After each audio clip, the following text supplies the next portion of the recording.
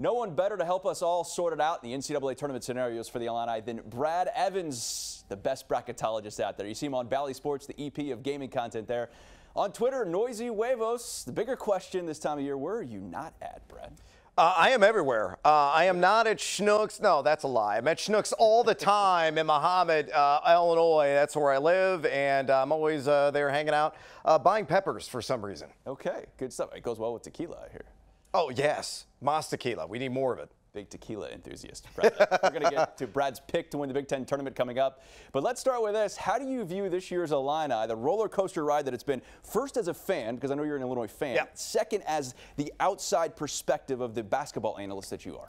Yeah, look, I think the best way to describe Illinois, they're kings of inconsistency, and they have a permanent and prominent role on that throne because you don't know what you're going to get. They are the Forrest Gump box of chocolates. You know, when you open them up, who knows what it's going to be night in, night out with this team. We know what they're capable of. You know, when they play Texas, when they play UCLA, who are right now projected #2 seeds on my bracket big board, they can beat anybody in the nation. They can knock off a Kansas. They can knock off an Alabama, Houston, all projected as #1 seeds. Or they could get ousted in round one of the tournament, maybe on a 9 line, maybe on a 7-10 line. Doesn't really matter there. But what you see is not what you're going to necessarily get with this Illinois team, who continues to inexplicably live and die by the three-pointer, which has not exactly been a strength of this squad. No doubt it. How have you viewed this? I've heard from so many Illini fans, they're consistently inconsistent. Some nights they make you want to pull your hair out, regardless of how much you have. I don't have any. Other nights you're like, man, this team is a Final Four. I view it as they could win and get to the Final Four. They could lose in the first round of the Big Ten and NCAA tournament. Yeah, and it's exactly the case with this team. You know, everything is matchup based in the NCAA tournament, the Big Ten tournament, any kind of single elimination format. You know, you could get ousted very quickly depending upon the strengths and weaknesses and how certain teams match up on paper, or what team necessarily even wakes up hopefully on the right side of the bed for Illinois that evening. So yeah, this team is capable of making a deep run in the NCAA tournament. They're capable of winning the Big Ten tournament. But again, I have no flippin' idea what squad is going to show up night in, night out. You have the Illini as an 8 seed in your your big board on your bracket, available on Bally Sports. What do you feel like their seed ceiling is? What do you feel like the floor is for that as they head into the Big Ten tournament? Oh, impossibly. If they somehow win the whole enchilada in Chicago and get that auto berth in the Big Ten tournament, you're maybe looking at a 6 seed. I think that is the top of the ladder for Illinois and their realm of possibilities. There's a lot of variance that's going to be baked in here. Lowest point, let's say they lose again to Penn State because we may not be able to stop a guy named Jalen Pickett, who's probably going to drop, I don't know, maybe 70,000 points in the third go-around against Illinois. If they cannot defend him, if they cannot get past the Nittany Lions, I think they're going to be fixed as a 9 seed. But I will say this, Brett, I, as a fan and as an objective bracketologist, would love to see Illinois on that 10 seed line, because as we've seen 9 of the last NCAA tournaments, a #2 seed has exited out of the first or second round of the NCAA tournament. So their odds of maybe tasting sweetness expand exponentially if that is indeed the case. So it's not all dire straits if they lose that opening round matchup against the Nittany Lions for the third time around. You know, because they could land on that 10 seed line, but where you don't want to be in the NCAA tournament is 8-9. Yeah. And unfortunately right now, if they win a game, maybe they win 2 games in the NCAA tournament, they're probably going to be on that 8 or 9 line. All right, let's get to the Big Ten bracket first and your prediction. We're going to focus on the Illini here, a 7 seed, like you mentioned, taking on Penn State. And I know a lot of Illini fans thinking, like, who's going to guard Jalen Pickett? Nobody! After he dropped 40+ on the Illini. But, Brad, you actually like the Illini to advance here to beat Penn State, take on Northwestern. Why do you got the confidence they're going to do that? Well, look, third time is usually the charm in a lot of these matchups. And when you get swept by a team the first 2 rodeos, hopefully the third time you're actually going to be able to pack a pistol and advance on to that next line. And I think Illinois is going to be able to do that. They're a very good interior defensive team. One of the top 50 in the country in that category in 2-point percentage defense.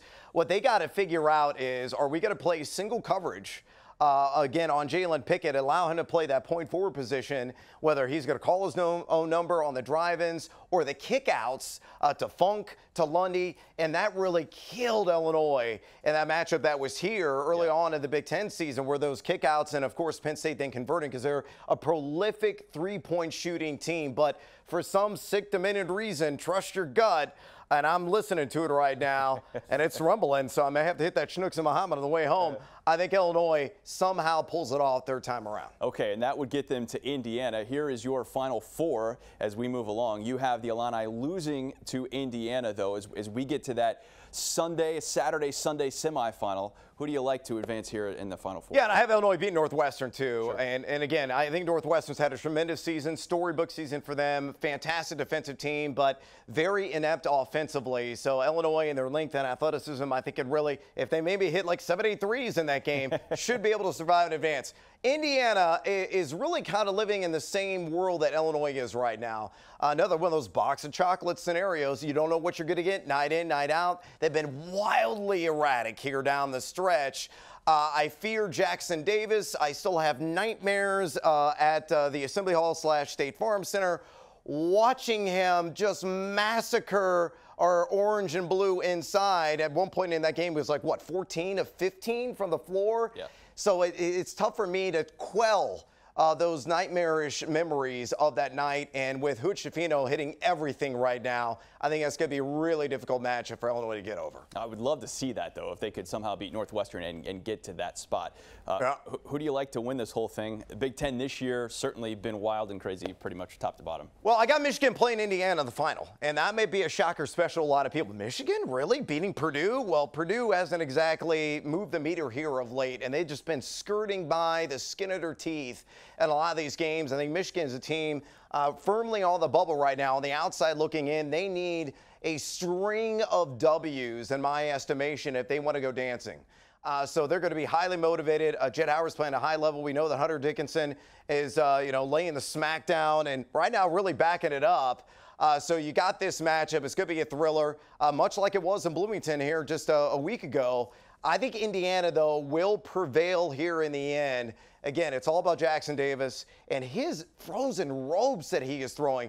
I wasn't sure if he was going to be a legit pro, earlier on this season. Now he's a surefire NBA player because he has all of the skills needed to be successful at the next level. And then Hoot Schifino, of course, balancing things out offensively for Indiana. So give me the Hoosiers over the Wolverines to get the auto berth out of the Big Ten tournament. All right, as we move closer to that NCAA tournament, brackets will be revealed Sunday right here on WCIA 3 following the conclusion of that Big Ten title game.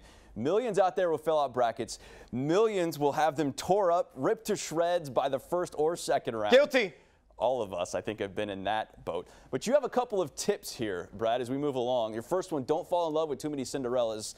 Like, everyone loves a Cinderella story, but not too much. Yeah, not too much. You don't want to date too many of the Cinderellas, no matter how hot they are. I will say this, if you're going to venture into the upset realm, 3 to 4 in general is a good rule to live by in the first couple of rounds of the NCAA tournament. And if you want to fall in love with one, 12 seeds, usually where you want to go, that classic 5-12 matchup with a 12 advancing on the next line 34% of the time historically.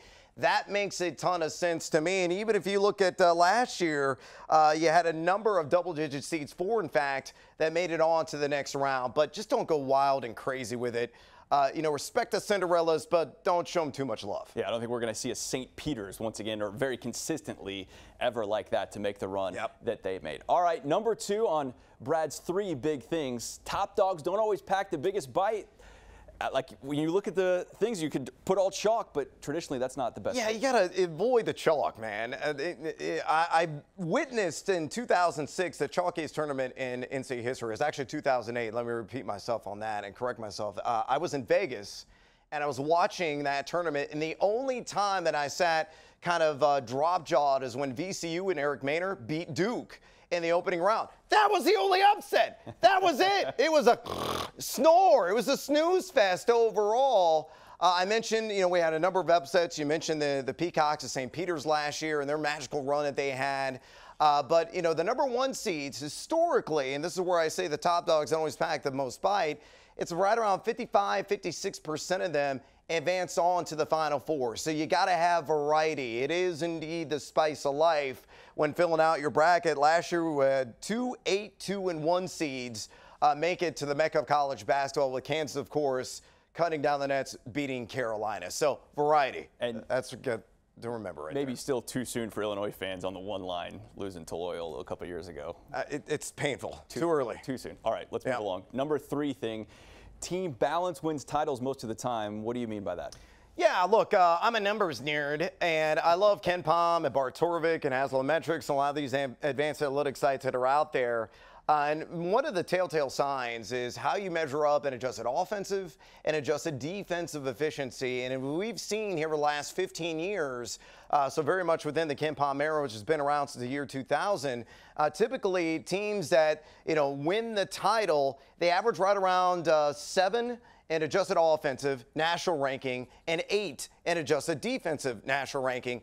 Right now, what you really need to focus on are teams that rank inside the top 25 in both categories. And only 7 teams in college basketball currently can, you know, brag that they're top 25 in offensive and defensive efficiency. So you want to select from that group, with Creighton as number 8, and they are very close to join those ranks. And, you know, I'm a gambling man. I go to BetMGM, 30-1 right now, the Creighton Blue Jays to cut down the nets. And I think that's worth a little sprinkle of action. All right, Brad Evans, thank you for your time as always.